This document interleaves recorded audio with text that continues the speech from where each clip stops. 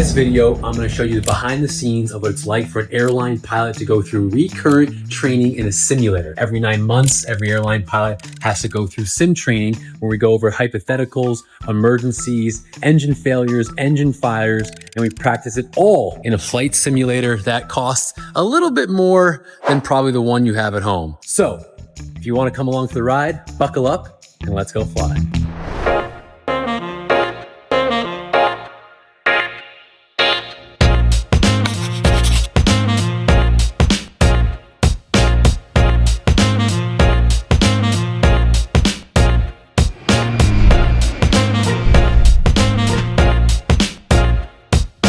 Good morning, beautiful people, and welcome back to another airline pilot video. If you're new here, my name is Pete. Some call me Pilot Pete. I'm a Boeing 767 airline pilot. Why am I talking to you bright and early? Why do I look so sleep deprived? Why am I in this...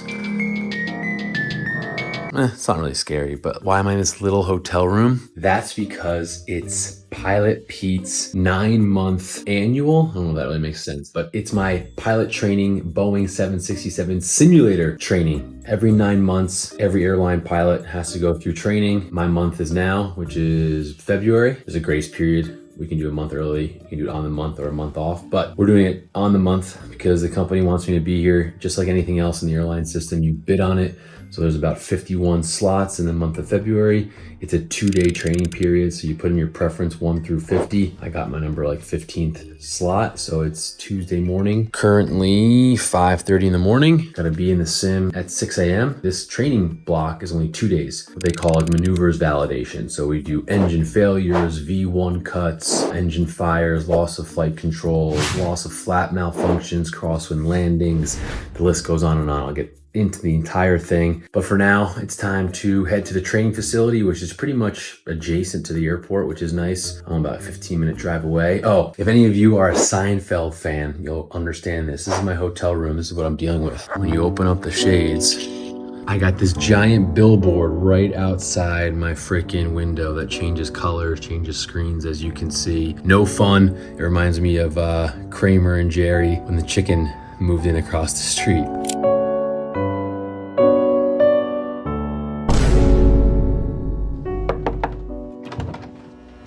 What's going on in there? What? That light! Oh, the red. Yeah, it's a chicken roaster sign.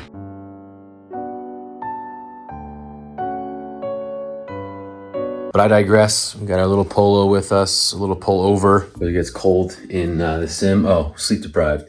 I flew in on the company jump seat, landed around midnight, and my show is at 6 a.m. I don't know, 3.5, 4 hours of sleep. You're saying, well, Pete, why didn't you come in earlier? I would have loved to, folks. But unfortunately, I had life events that I had to take care of and were obligated to attend and be there for family, friends, all that comes first, then work. So I was able to make it work. No pun intended, but a little bit tired. That's all right. Got our work shoes. Let's go to the simulator. All right, a little bit of housekeeping first. Common questions I get asked about training. 1, is it paid? Yes, it's paid. There's like min training pay that we get per day. I don't really know what it is. I think it's like 4.5 hours, but I could be wrong. So I'll be there from 6 a.m. to 12:30 with briefs, sim time, break, and then debrief time. It'll be me and another 767 captain paired up. Normally, sometimes they'll throw in like a seat support if there's no captain available, but the fact that this is the first week of training in the Boeing 767 sim, it should be good to go. And then the second question is, I do not get put up as in hotel accommodations are me because training takes place in Memphis, Tennessee, which is my base. So you never get accommodations in your base. So for example, if you're based in say Indianapolis, but you live in Memphis, the company doesn't care where you live. They care about where you're based. So if you lived in Memphis, we're based in Indianapolis, when you had training in Memphis, then you would get a hotel and a rental car actually too. Because you get to and from the training facility. But again, based in Memphis, don't live here. It is my obligation to transportation and for hotel. But 2 nights, I booked a hotel using my points. Sometimes we get points when we stay with the airlines anyway, so it was $0 in my pocket, no big deal. Question that SJ asked me was, do you have to wear your pilot uniform when you go in the simulator? No, business casual is required. So that's why I got the polo on. And the only time you wear your uniform is if there was like picketing going on, meaning if the pilot union was picketing against the company or management and a bunch of guys and girls were outside headquarters or wherever they were in their uniforms picketing, to show solidarity, pilots are told to wear your uniform in the sim, but you never really see it.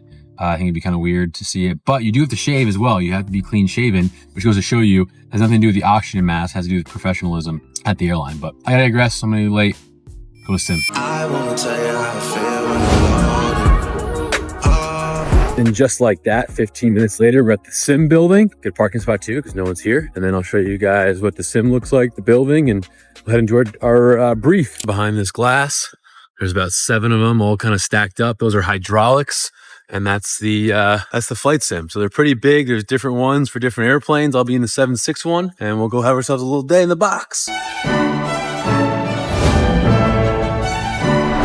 All right, we just finished the pre-brief before we head into the sim. I'm heading to the break room right now, putting my breakfast in the fridge. This is the hallways with all the different like pre-brief rooms and post-brief rooms. They got like the 767 posters up and stuff. There's an Airbus 300 sim. Let's see if I can sneak into a room here.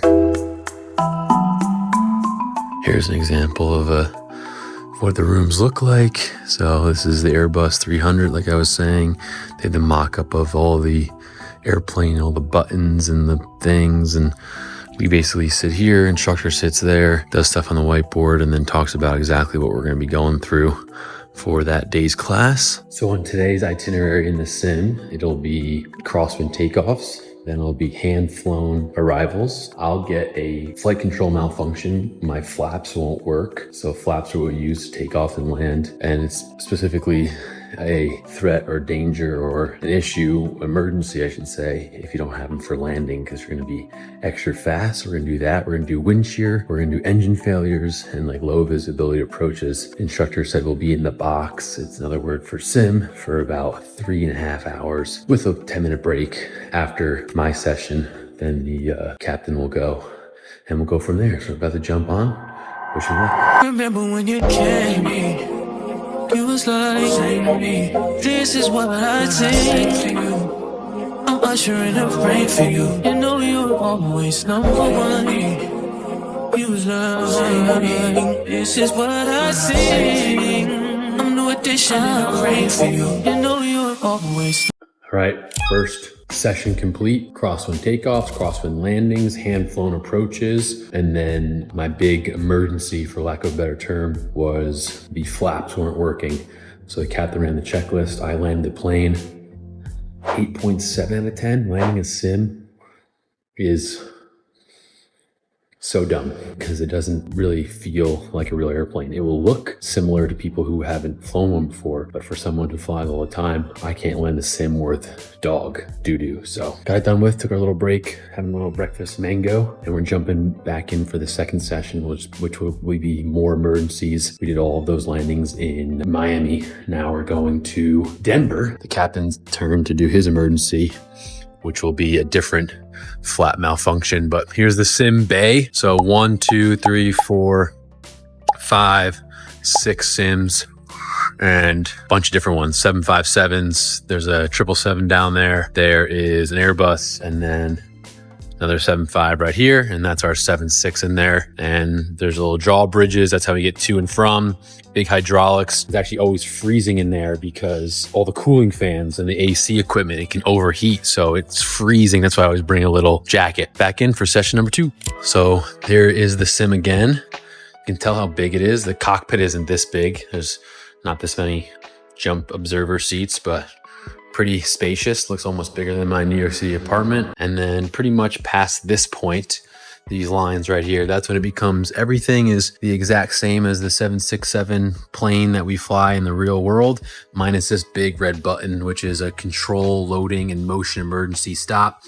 Don't ask me how I know that, but that's if the sim, the hydraulics and everything start going crazy. We got to push that button to stop, and then we'll have to take the escape ropes down because that drawbridge won't work. That drawbridge comes up once we go on motion, it's called. But yeah, everything is really, I mean, this is, I don't know how much these things are, but I'm guessing a couple mil because everything is the exact same as an airplane. The captain's got his HUD, the tiller, it goes on motion. It feels like you're moving. Don't ask me how or why. It's those hydraulics. I mean, the airplane, the sim, you'll see it like tilt up and shake, and some sims have even have smoke, so you can practice donning the oxygen mask. Like I said, everything pretty much is the same minus that feel. And if you've never flown an airplane before, you wouldn't really be able to tell. But for guys like us that are in the real airplanes all the time, you can really tell a difference. But the visuals are pretty good. We're at 3-4 left in Denver, and a cool feature they just added is on the iPad, which takes our GPS location.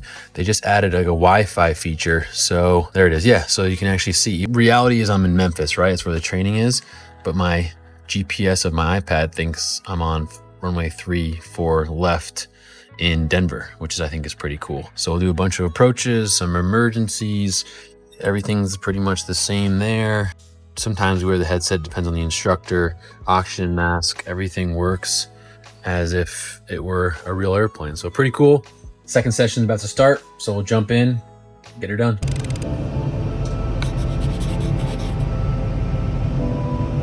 500. Clear to land, runway 35 right. 35 right.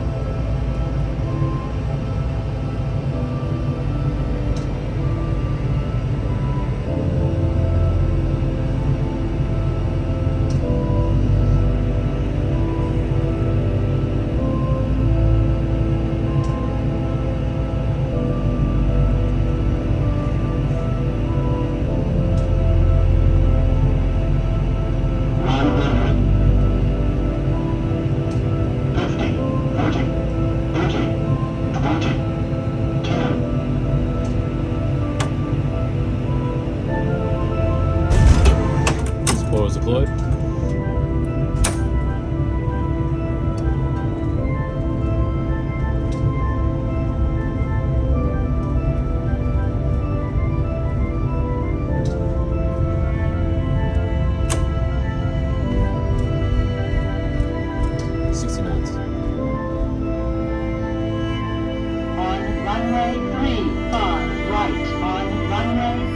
All right, folks, day one in the sim is complete. Hello from outside the building. Those are where the sims are. That's where we do our briefing and debriefing. My introduction to the company was in this building. There's a lot of stuff in here, and then we got the big old parking lot. But day one is officially in the books, successful. Pete passed, which is always good. We started our first session. I kind of briefed you guys on. I can't remember now what it was since it was so long ago, and I'm still very tired. The second session was where is why we get paid the big bucks. Engine failures, we call them V1 cuts. V1 is essentially our decision speed. It's like the fastest speed. You will continue the airplane up into the sky and take off. Engine failure at that point, the FAA deems is like most critical. So we did engine 1 failures, we call them V1 cuts. And then we did single engine approach and landings, which are also difficult when they don't let you use the autopilot. We did bounce landings and hard landings and practice those. So you might be asking yourself, why are you practicing hard landings, bounce landings? Basically, the sim takes into two components, or more than two, but two entities, the FAA, which oversees all the airlines, and then the company itself. So the FAA says, hey, these are the big issues that are going on around the airline industry. Practice these. So that could be stalls or high elevation, wake turbulence, whatever it may be. They'll give airlines kind of, hey, make sure you guys do this in your sim check rides for your pilots. Then the company looks at their own internal data. So, hey, the 767 is having too many runway incursions. Runway incursion is when the plane's at a position on the airport that's not supposed to be, meaning like you taxied across an active runway when you weren't supposed to, or you turned right on taxiway Alpha instead of making a left on Bravo, whatever it may be. So what they do is they then make a kind of a blueprint or a criteria what you're going to do in the sim to mitigate those issues. So the issues, I guess, that the 767 is having is hard landings, high, G rates touching the ground. Now, Certainly isn't from myself. Knock on wood, haven't had a hard landing yet, but it does happen. I mean, pilots have firm landings all the time. Some of you may have been a part of some of those firm landings in your travels, but there's a difference between firm and hard. Hard is like structural damage to the actual airplane, and it's about 1.9 Gs the airplane would have to impact the ground. And they're just learning trends. They're trying to figure it out, and the whole thing is to make us safer, the plane safer, the operation safer. It's all about safety, safety, safety. So if you're asking me my opinion, which you're not, but I'm going to give you anyway, sometimes people in power microscope look for things that aren't really there. We had 7 or 8 hard landings the entire 2024, I think the data said. So, you know, maybe it's kind of like, well, gusty winds, something happened, a late elk crossing the runway, who knows? But in my opinion, again, the more the FAA and the company try to like nitpick every little thing and try to make you more robots than pilots, I can tend to say that it almost harms the operation more, in my opinion. Now, I am very much so a feel guy. So like the simulator I stink at. I cannot land the sim worth anything, which you guys were able to see today. And shout out to my instructor. I asked him, he had a bunch of free time at the end. He's like, what do you want to see? I was like, hey, I'd love to film one. He's like, yeah, absolutely. So we did. The captain was actually doing a single engine approach and landing on that in that video, and he did a great job. But going back to it, the feel of it, you can't really feel a landing when you're flying a sim. I'll just leave it at that. So first days in the books were good. It is noon, time for a workout. I haven't ate anything. A little dried mango, I guess. Get some food in my stomach, hit a non-negotiable, and then my Pilot Pete Fly community is live, by the time this video comes out, is live on Skool, SKOOL.com. I have a meeting with a Skool employee who's gonna help me figure out how to run it, how to optimize it, and make it better for everyone involved. Myself, you guys, if you wanna join. So that link will be in the description below, and we'll get our day started.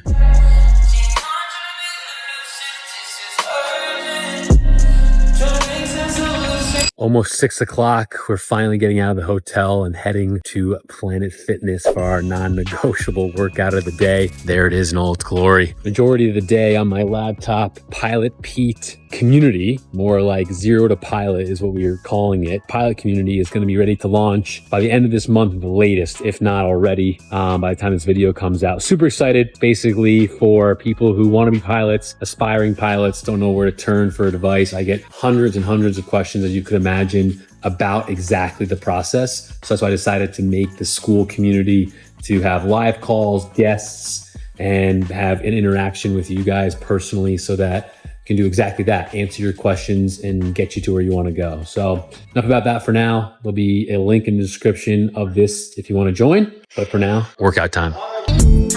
Throwing dirt on my old name. Only gets worse when you know things. You don't see the perks of this whole thing, but you get real on the bill and I like it. You just like my sidekick. I just wanna ride, fulfill all your desires. All right, our non-negotiable workout's done. This has actually been recommended to me a bunch of times by local Memphinians. City Silo, supposed to be healthy food because I'm always looking for. Just never made it to this part of town to try it. So we're in Germantown, Memphis, Tennessee. City Silo. Should be good, should be healthy. Let you know how it is. All right, live taste test of City Silo. I went with the breakfast burrito. I know what you're thinking, Pete, it's dinner time. Why are you getting a breakfast burrito? Well, I ordered a grain bowl. I was talking to the young woman who was taking my order, and I was like, hey, for next time, what do I order? Like, what are the top things here? And she's like, the breakfast burrito. And it says all day breakfast. I was like, even at nighttime? She's like, yes, people get it all the time. It's that good. So, sold. Added chicken for extra protein because it's all about the gains, folks. You already know. Let's go. So here's a live taste test. I told her I'm going to review it on my YouTube so that if it's bad, I can say it's her fault. Here we go.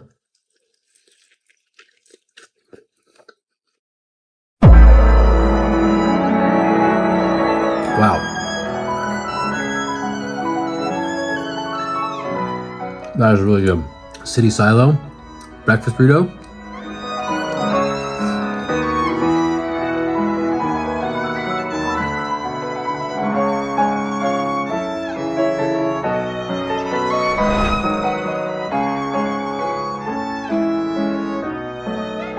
Pilot Pete approved. All right, getting ready for bed tomorrow. We're just going over kind of what we're going to do tomorrow, my call outs, visualizing, hand flying. I get asked a lot, hey Pete, how do I get better at this? Or how should I prepare for my trek ride? Chair flying. 15 plus years into this career, I fly a Boeing 767 all around the world, and I still freaking chair fly. I got my call outs and my procedures out in front of me. I'm sitting in a chair at a desk in my hotel room, and I'm literally going through the motions with my feet and pretending like I'm moving the rudder, powering throttles, moving the yoke back and forth, visualizing the airspeed tape and the altitude and my call outs. So yeah, it works. It really does. Tomorrow's an early wake up, and tomorrow's actually kind of a big deal. It's not just training, it's actually a check ride. It's pass or fail. So it'll be with a designated pilot examiners, and it won't be with the FAA. They may sit in on it, but it's kind of unlikely. There'll be a person that's designated by the FAA to grant a pass or a fail, depending on how you do. So if you do well, you're just released to go back onto the line for another 9 months and continue to fly and do your job. If you don't pass, which is not going to happen to us, knock on wood, then you go NOQ status, which means you're not qualified. And then there's a whole list of things that I don't know about because it hasn't happened to me, knock on wood again. I'm not planning on for it to happen, and we're not going to put that out in the atmosphere, but it's no bueno if you don't pass. So obviously I'll let you guys know regardless of how it goes. And yeah, right now we're practicing our engine failure takeoff V1 cuts. So basically the call out. So I'll go run through one right now. Right now, I'll look at you and I won't look at the cheat sheet. So we're speeding down the runway, I'm the pilot flying, an engine fails, it's gonna jerk left or gonna jerk right at that high of a speed, because without that symmetric thrust, engine's gonna veer off one way or the other. We correct that by using a rudder pedal, so I jam on the rudder. Captain calls rotate, which is VR. I'm gonna slowly pull back on the yoke, using the rudder and ailerons to keep the center line as I pitch up for about 12 and a half degrees in the 767. Positive rate, he calls. That's when the plane is actually climbing away from the runway. I'm gonna say gear up. He's gonna bring the gear up. Then we're slowly climbing because we're gonna be out of Denver, Colorado. They give us the airports we're gonna be flying out of. Denver's high altitude. Airplane's gonna climb slowly out. And then at 400 feet above the ground, we'll have a little radar altimeter that will tell us when we're 400 feet. I'm gonna call heading select. The captain will reach up to the MCP and select heading select. Then at 1,000 feet, this is when it starts to get real serious. That's when I'm gonna say vertical speed 0. He's gonna hit vertical speed, bring the nose down, because we can't really climb on one engine. We can, but it's slow. So you wanna bring the vertical speed down to level the airplane off to pick up speed, because now you have enough safe altitude, you want airspeed, since you were so slow climbing out with one engine. So vertical speed 0, set top bug.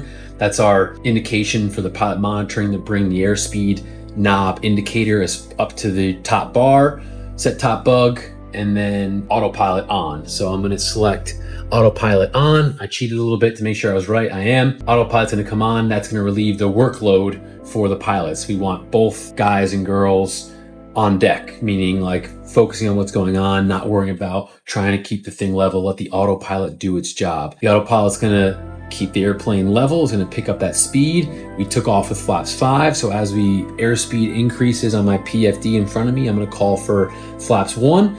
Pilot monitoring is going to bring the flaps to 1. Speed is going to increase even more. I'm going to call for flaps up. They'll bring the flaps up, and then I'm going to say set top bug. Since the autopilot's on, that's my job to bring over the speed indicator on the MCP, bring up the speed to about 225 knots-ish, maybe 250 depending on what's the scenario, what's going on, but usually around 230 we'll call it. So I'm gonna say set top bug, and then, I'm gonna say, I cheated again, I messed it up. I'm gonna say flitch top bug, because flitch is flight level change. So it's gonna allow the airspeed to keep climbing. From there, it is select and set max continuous, select and execute engine out. So basically that is on the thrust panel, making sure we don't burn up that one motor that is working. It's at max thrust. We want to bring it back to max continuous because we don't need it producing all that power. We have safe airspeed, we have safe altitude. There's no reason to be over revving it. You can bring it back a little bit, and in the FMS, we execute engine out so that the parameters of the VNAV, this might be getting, it's probably a little too deep as it is, but I'm gonna keep going. Executes the VNAV to know that, hey, we're on single engine, so our speeds and our maneuver speeds are all gonna be a little bit different. From there, we're gonna call for the QRC, which is quick reference checklist. And that's something that we have right in front of us, we grab, and it's like the first 1 up to 5 items, depending on the emergency, that they want the pilots to do as soon as possible. Not immediately, they still want us to fly the airplane first, aviate, navigate, communicate, but to do very, very quickly. QRC has 4 or 5 items the pilot monitoring will run through. And then after that, we're gonna take vectors from air traffic control, and then we'll have the pilot monitoring go into the QRH, which is Quick Reference Handbook. It's on each side of the pilot's seats, and that has the more in-depth, like 1 through, I mean, some of these QRH procedures have 50 freaking things, but the engine failure, severe damage, or engine fire, normally I think it's about like 14 steps, 15 steps, and that's when people are going to be following checklists, clicking buttons, nothing that we have to memorize. It's all in our QRH. So how do I do? Let's see, here's the engine failure, set thrust, positive rate, gear up, heading select, and then at 1,000 feet, so that's 400 feet, like I said, 1,000 feet, vertical speed 0, set top bug, autopilot on. What's the problem? Looks like we have an engine fire, boss. Okay, on schedule, flaps 5, which we were already be at, so it'll be flaps 1, flaps up, flitch, top bug, that's going to be about 225, 230 knots. Select and set max continuous, select and execute engine out. QRC, pilot monitoring, these are broken up by PF and PM, pilot flying, pilot monitoring. Pilot monitoring will grab that, start running through the QRC. I'll verify that they're selecting the right buttons. Confirm, confirm, confirm. QRC complete. Standing by, engine severe checklist, continue. And then there you go. Whew.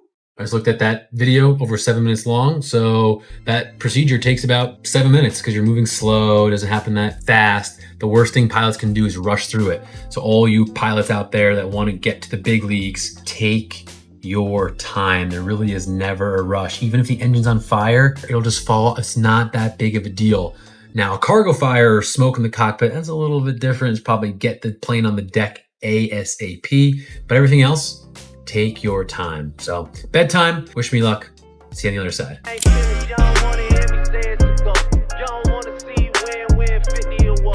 A very foggy good morning to all you beautiful people. We're walking into the sim room. Today is game day. It's our big day. Maneuvers validation, it's called. And we're gonna kick some butt. We'll have ourselves a good check ride. Tell me, when will you be mine? All right, boys and girls, we're in the Boeing 767 briefing room. We just did an hour brief before we jump in the sim. Here's what our panels look like. This is all the stuff we go over and all the different buttons and what we gotta press. Quick shout out for the shirt of the day. It's a nice little shirt, if you don't mind me saying. So yeah, this is where the magic happens. Can't show you the whiteboard only because the instructor's name and phone number's on there, but yeah, we're ready to rip. We just went over V1 cuts and what we're gonna be doing in our maneuvers validation ride, and I talk about that quick reference checklist a lot. This is what it is, 767 quick reference checklist. So if you have an engine fire, these are the things we got to do immediately before coming into this big old book. This is the quick reference handbook. This is thick. It's got a bunch of stuff on it, and we jump in, and from there we'd go to QRH 812, find 8, 1, 2, engine fire, and then all these are on the QRC, and then we run the checklist. So it's gonna be a big fun day, a lot of emergencies. That's why you shouldn't be scared to fly, because we're well trained. Let's go do it. Boys and girls, good news. Pilot Pete is qualified for another 9 months. Went really, really well. The instructor / examiner said we were above average, so we'd love to hear that. Engine out, stalls, upset recoveries. If you want to see what those look like, I was able to snap a picture. That'll be up on my Instagram. But yeah, all went well. Captain passed, I passed. And like I said, we're good for another 9 months because we don't have to come back till then. So successful outcome. Now I'm just at the airport lot waiting to get picked up by the bus to take me to the airport. And if all goes well, I'll be catching a jump seat to LaGuardia and getting home a little bit early. So I got about an hour to catch this flight. I got lunch and all went well. So a successful day at the training center. I know addition in the rain for you. You know you always number one. So far, so good. We're at the Memphis airport. We went through KCM, didn't get random, so that's good. And now I currently got my cockpit jump seat request form to go from Memphis to LaGuardia. Unsure if it's gonna be seats though. Fingers crossed, we'll wait and see. It's a CRJ 900 though, so that's a small regional jet. I do not want to be in the flight deck because my knees will be like this. Oh, speaking of, peep the socks. Oh yeah, come on now. I may not be the best pilot in the sim, but I'm definitely the coolest dressed, maybe you could say, between the shirt and the purple and orange socks. I want to give you guys a little update on a few things that I've talked about on previous videos, and they have to do with YouTube videos and reality TV shows. First one, I think was mentioned before. I was actually invited and went on a Mr. Beast video. So it was a YouTube video. It's my second time being invited, first time accepting the offer, and it's a video that's posted now. It was 100 pilots compete for a private jet. Spoiler alert, if you have not watched it, I did not win it. Second spoiler alert, if you blink too quick, you won't even see me on the video. I have 2 scenes of me, and they're both 1.5 seconds or less there. You can see me flexing, and you get to see the Serenity tattoo, and that's pretty much about it. But the competition in a whole, dumb competition in my opinion. And I'm just saying that because I lost. It was all the way in Saudi Arabia. They paid for our flights. Coach, luckily I have status. I was able to upgrade on one of the flights to a lay flat bed, but flew out to Saudi Arabia. 100 pilots in a hotel room. Food is awful. Living conditions not that great for someone who travels the world and gets put up in usually nice hotels. A lot of the younger pilots there were super thrilled, and I understand why. It was the first time, kind of being away from home, out of the States, and having someone else pay for their accommodations. But as an old man, I'm used to that by now. So there's really no sex appeal to that, for lack of a better term. Then after 3 or 4 days of prepping and getting ready, we head out into the desert of Saudi Arabia, and the competition is to pull 3 airplanes divided into 3 teams. So team 33, 34, and 33. Coolest part about the whole thing was my buddy Joey, who's also a pilot, who you guys might know. He was out there. So we just hung out the whole time, worked out, went to the pool and lifted at the gym. But he was on a different team, and Mr. Beast came out and said, hey, whoever pulls this plane across the finish line first, that team stays. The rest 66 of you go home. So my team lost, Joey's team lost, and we were both sent home on like an 18-hour journey back home from Riyadh, Saudi Arabia to Doha, and then Doha to JFK was my route to get home. So it was a long freaking flight back. But yeah, my team lost. It was funny. The engine was moving on the CRJ. One of them was at idle. I should have known this, but I didn't really tell my team this. Once you got the plane moving, everyone thought the competition was going to be based on strength. It was not. It was based on just being able to run 100 yards without tripping over yourself. So that's what happened. All the teams, every single team, including mine, a bunch of the players fell over each other and actually got bruised up pretty bad. They didn't show any of that on the video, probably for like lawsuit reasons or something. I'm not sure. But yeah, my team lost, went home. And if you guys want to know more about that, I'm not supposed to, but I will probably never be on a Mr. Beast video again. So I don't really care about breaking my NDA. I could probably say whatever I want. So that's update number 1. Was on a Mr. Beast video. You can see me for 2 seconds, but I did not win the private jet.